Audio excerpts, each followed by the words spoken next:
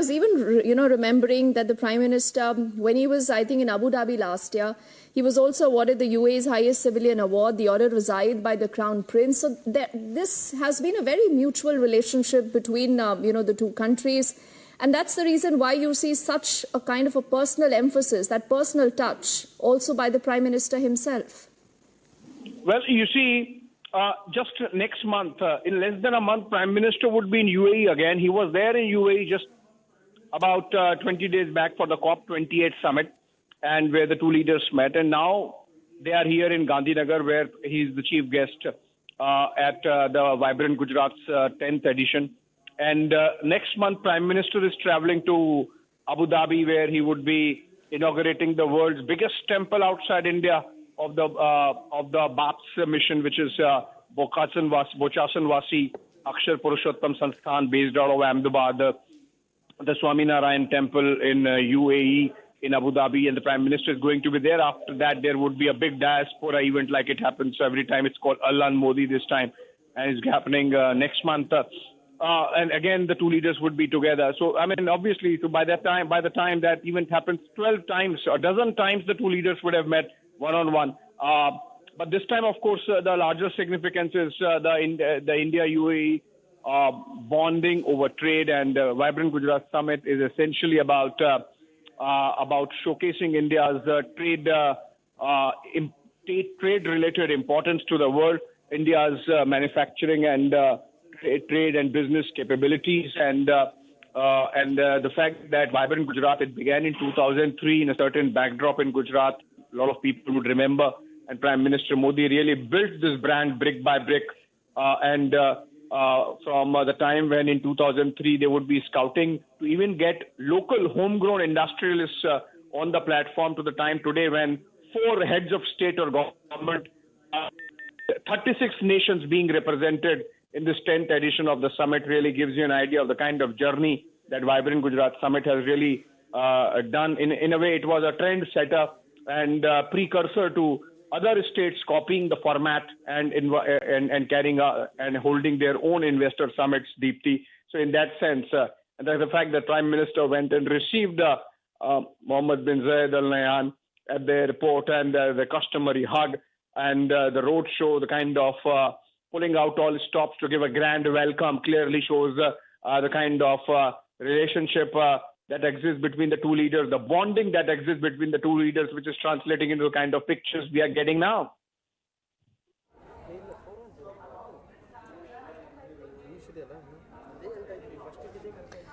Abhishek, looking at these pictures, and we've seen how the Vibrant Gujarat Summit has been extremely close to the heart of the Prime Minister, has been core to his governance even before he became the Prime Minister, while he served as the Chief Minister in Gujarat.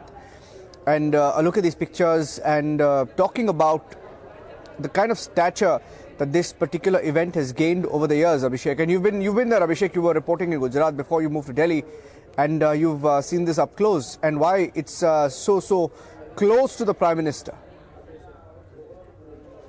You are absolutely right, Niranjan. This is a platform. This is an event which is closest to Prime Minister's heart when it comes to holding events which bring in industry, trade, business, government together to work for a cause which is again very dear to him, which is develop India at a fast clip.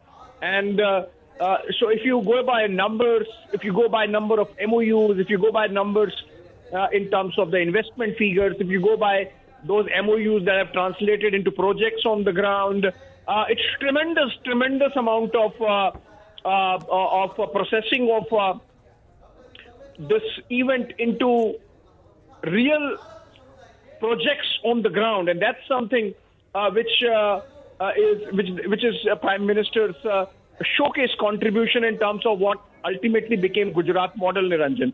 So from 2003 when it started to the time that Prime Minister left in 2014, already 5 editions had been held, and subsequently, because of the hiatus of the pandemic, 5 more editions, taking the total to 10, including this latest one.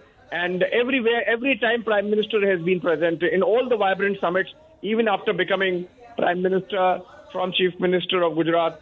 And I think That's why it's something which is, as I said, was a precursor, a trendsetter for other states to copy and build on it. Prime Minister, after coming to New Delhi, has made sure that similar events become successful in other states, and that is the reason why we have seen the growth numbers leapfrogging, the manufacturing index leapfrogging.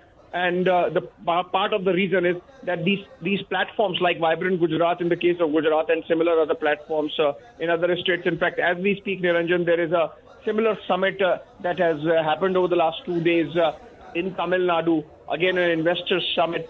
And when we are talking about India's decade, that is India's technology decade going forward, when we are talking about a $5 trillion economy soon and a $10 trillion economy in 10 years, and we are talking about $30 trillion economy by 2047.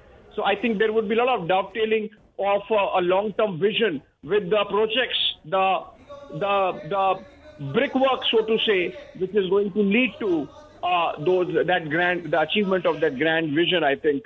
And having said that, as of now, of course, the pictures are just about Prime Minister Modi and Crown Prince Mohammed bin Zayed Al Nahyan, the President of UAE. As I said earlier, Niranjan, this is a privilege reserved by the Prime Minister for the dearest ones of his global world leader friends. And before this, there were just 3 others that have come: Scott Morrison, Shinzo Abe, among others, and Mohammed bin Zayed Al Nahyan now. And as is customary, the roadshow would end at the Sabarmati ashram of the Mahatma Gandhi's abode. And I think Prime Minister would be serenading MBZ. He received him at the airport, as you can see in the pictures, with that customary hug, and he would be serenading him at the Sabarmati ashram as well. Abhishek, stay with me. Staying with the pictures now. Australia, Tanzania, Morocco, Mozambique, South Korea, Thailand, Estonia, Bangladesh, Singapore, UAE, the United Arab Emirates, UK, Germany, Norway, Finland, Netherlands, Russia, Rwanda, Japan, Indonesia, Vietnam, presenting information about their industries at the Vibrant Gujarat Summit. What are some of the big takeaways expected from this particular event and this edition of the Vibrant Gujarat Summit, Abhishek? Because we speak of every state having its own event. Why is this special, and what are some of the big takeaways this year?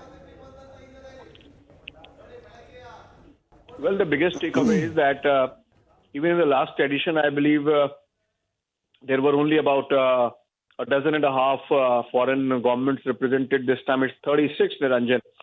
And so that gives you an idea of the kind of buzz that has got created, the kind of attractive platform that Vibrant Gujarat has become. And this is the most high-profile visitor as chief guest in MBZ after Shinzo Abe. And the number of MOUs that get signed, the number of projects that get conceived at this platform is tremendously mind-blowing. And also remember, it's just limited to Gujarat. So if you're looking at, say, 500 or 600 projects worth lakhs of crores of rupees, I remember the figure had crossed about 10 lakh crore mark in the 2013 edition itself. And subsequently, I've seen the Gujarat government officials and the Prime Minister himself saying that this is not about numbers of or the figures of investment promised, but about the kind of branding, the brand positioning that happens of Gujarat. So I think the biggest takeaway, Niranjan, would be the fillip that Prime Minister wants to Gift City, which is Gujarat Gandhinagar's showcase finance tech city that has been developed on the outskirts of Gandhinagar, and that is one of the another one of the pet projects of Prime Minister. And he has invested a lot of personal capital in terms of its appointments, even now monitoring from the PMO about so as to develop the Gift City as an alternative to not just Mumbai but to even Singapore in terms of making it the finance tech capital of Asia and beyond. So I think in that sense, you can expect that there would be some focus on Gift City. Of course, also, Niranjan, a lot of focus on the bullet train, the final 100% land acquisition for which was announced yesterday by the Railway Minister, Ashwini Vaishnav. And Prime Minister is in fact going to go and check the real life a model of the bullet train that will run between Ahmedabad and Mumbai, and is being built with Japanese assistance. So I think those are going to be the specifics. But apart from that, there is a long list of top corporate honchos and CEOs that's going to be there, not just from India but from abroad, and to be there for 2 days, next 2 days, networking among themselves, engaging with the Prime Minister and meeting other world leaders. It's becoming a Davos of the East, as Prime Minister would initially call it, in terms of becoming a platform where everyone comes and does networking over 2 days, and generally bonds were the main theme being India's progress. Of course, in this case, from Gujarat, but it's about the rest of the country as well, because any project, for example, Gift City, if it progresses and takes the kind of shape that it is ultimately intended to, obviously it's going to attract talent from across the country and the world, and it's going to have its own development impact and imprint on the economy of the country. So I think in that sense, this is a very significant event, has shaped up well. But in the pictures as of now, of course, we are seeing a soft power push there, with the roadshow that is traversing through the roads of Ahmedabad. Only a small part of Ahmedabad, from the airport to the Sabarmati ashram, actually a 7 or 8 kilometer long strip, but truncated because of security reasons to 3 kilometers. But then you are seeing cultural presentations on both the sides of the roads, flags of India and UAE, and the fact that the Prime Minister has called MBZ brother really shows that the kind of very personal connect that is there between the two leaders. I think this is also an opportunity for the Prime Minister to really show. I don't know whether he would be taken to the Sidi Sayyid Mosque in Ahmedabad like Shinzo Abe was taken, whether it is going to just stand at Sabarmati ashram, or whether over the next 2 days that MBZ is there, not 2 days but till tomorrow evening, till the inauguration of the summit. After that, in between the 36 hours that MBZ spends in Ahmedabad, is he going to, for example, visit the Sidi Sayyid Mosque, another landmark in Ahmedabad, going back to the Sultanate era, and do some sightseeing, for example, of the Adalaj stepwell. There are so many things that MBZ can do in terms of that soft power push and the cultural imprint. It seems that the two leaders have decided not to be in an open jeep. They are inside only because of security reasons. And the kind of welcome that we are seeing being given to MBZ, I think it must be overwhelming. Not often that this kind of pulling out of stops happens for any leader. That gives you an idea of the kind of chemistry, bonding, and understanding that's there between Prime Minister Modi and Mohammed bin Zayed Al Nahyan. Niranjan.